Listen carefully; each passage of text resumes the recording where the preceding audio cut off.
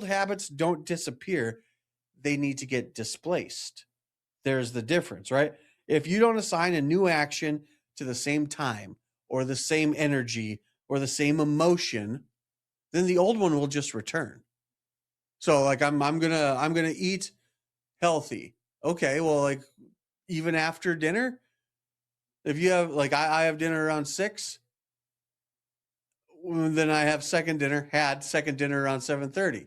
I still get hungry then, but what I've done differently is one, I eat a more filling dinner. Number two, when that hunger hits, this goes back. Jacob Lively, he posted this a while ago. It sticks with me. Are you hungry or are you just bored? Or are you hungry or you're just thirsty?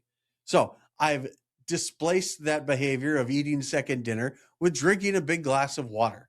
And that has gotten easier for me because I also eat a healthier dinner. Welcome to DFW Grit.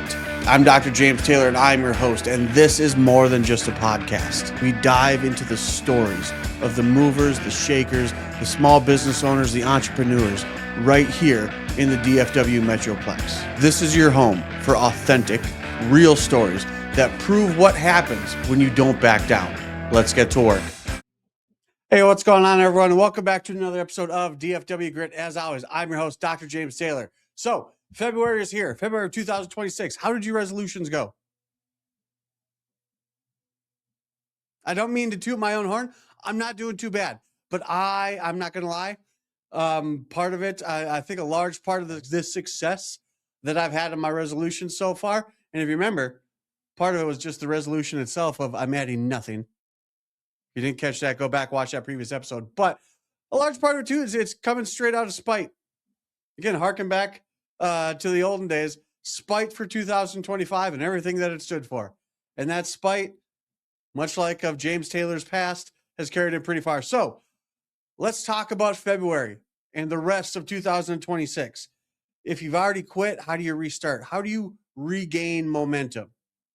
Because again, January 1 comes and we're all full of piss and vinegar. We're ready to go. We're going to grab the world by the tail and put it in our pocket. R.I.P. Chris Farley. But I mean, this happens to everybody every year. It's not uncommon.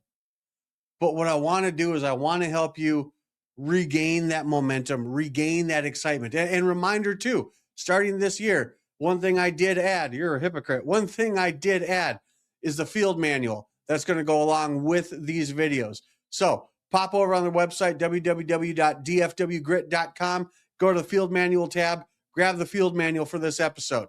And this will help you regain that momentum. So New Year's resolutions often fail. We all know that. How do we restart it? January 1 comes and goes.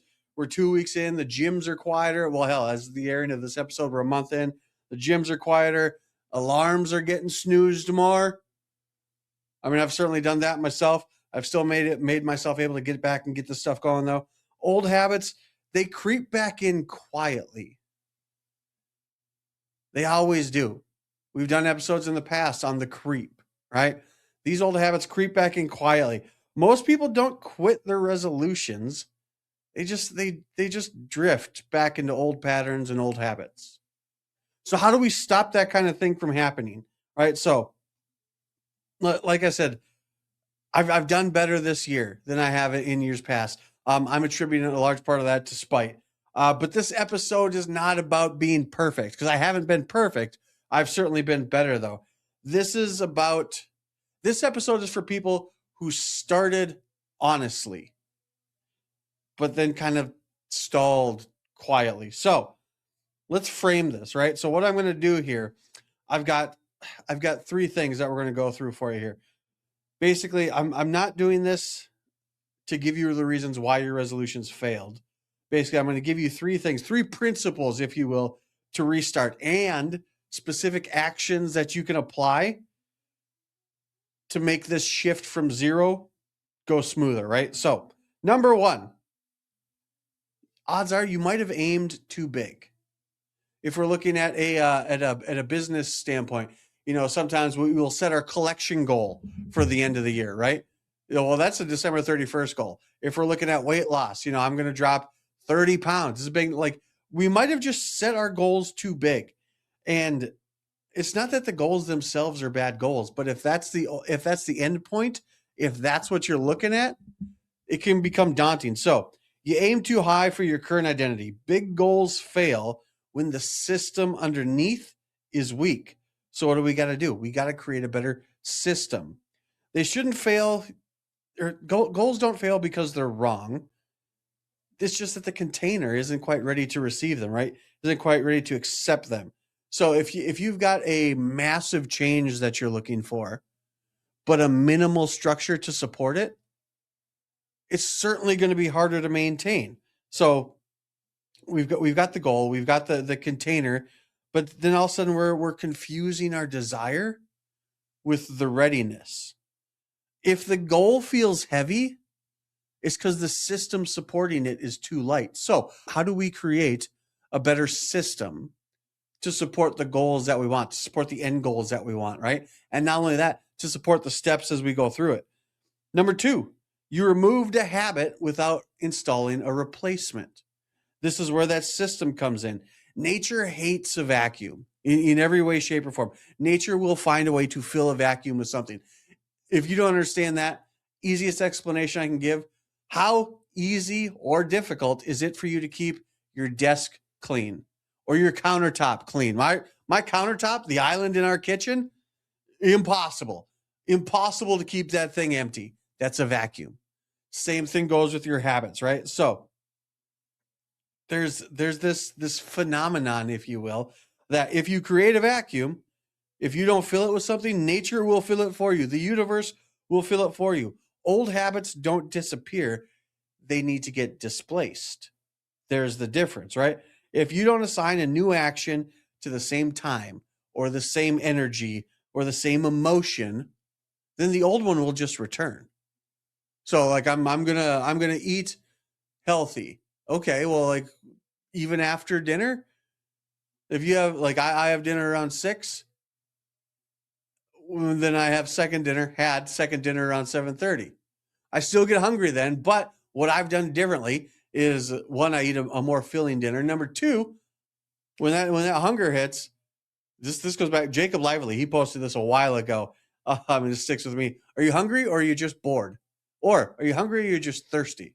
So I've displaced that behavior of eating second dinner with drinking a big glass of water. And that has gotten easier for me because I also eat a healthier dinner. So like if you're quitting scrolling, you should add that to the list or remove that. I'm adding nothing. If you're quitting scrolling, what are you replacing that boredom with? If you're quitting drinking, what are you replacing that decompression with? A lot of us, and I say us intentionally, have a drink to decompress. Well, if you're stopping drinking, what are you doing to decompress instead? If you're quitting junk food, what are you doing to replace the convenience? So if you're taking these things away, you need to fill that void. You need to fill that gap. You don't break habits.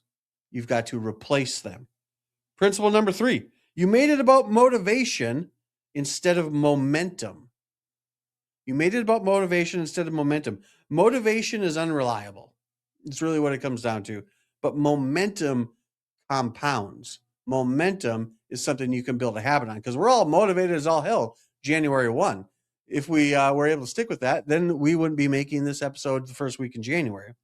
Motion creates emotion. Motion creates emotion. Small wins restore beliefs. One of the things that I do for these small wins is I track them. So one of the things I do every single day is I fill out this remarkable when I come into the office. And it's got things on there like 3 people I need to talk to, 3 things to get done today, 3 things to do tomorrow, 3 things to do this week. What are 3 things that I shouldn't be doing at all that I should delegate? It's got a spot on there for an AM portion, something I'm grateful for. Something I'm grateful for just the moment I walk in or even turn on the computer. And it's got another spot for the PM. And then it's got a spot on there that I fill out at the end of the day. What did I do well today? And that's where I stack these little wins. Beliefs restore consistency. And then like restarting is hard. It's harder than starting. And I say that knowing full well that this episode is literally about restarting. Restarting is hard. from my perspective, restarting is hard because it comes with guilt and it comes with shame. It comes with I'm restarting because I failed when I started. But it's something we've got to own, and we've just got to reframe it. Now we just need to change it. Because shame can delay your reentry. It absolutely can. Guilt can delay your reentry. Restarting small is not quitting big.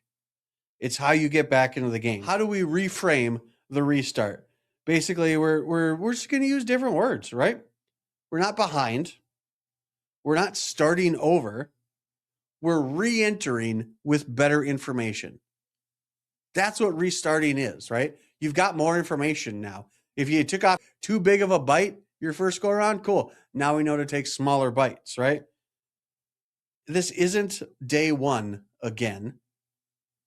This is day one with better data. Now we know.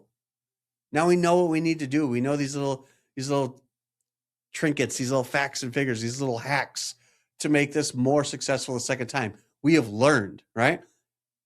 But we gotta restart. We gotta re-enter this whole thing. We can't let the shame and the guilt of the failure hold us back until next January 1. It's first week in February. Let's get restarted again. So here's what I want you to do, all right? Walk through what your week is going to look like. And I want you to take one goal that you have and shrink it down into something that you can complete. You got to give yourself a win. And then you got to give yourself another one. Make it these small things. And I mean, hell, even as I'm saying this myself, the ego in me, like, I don't want small wins. I want big wins. You know what?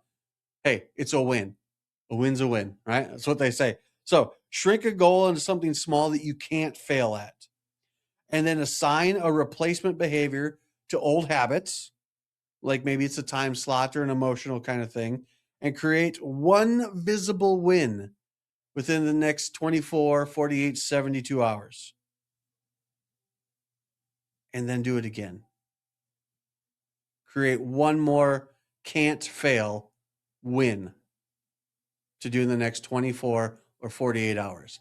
And then create one more can't fail win to do in the next 24 hours. So you're going to give yourself 3 days, then 2 days, then 1 day.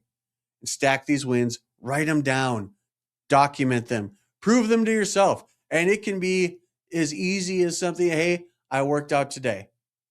I made one of the things I do routinely, if you follow us on Instagram, I'll do my morning pages. It is a stream of conscious thought. The rules are you got to fill the page, no negative speak.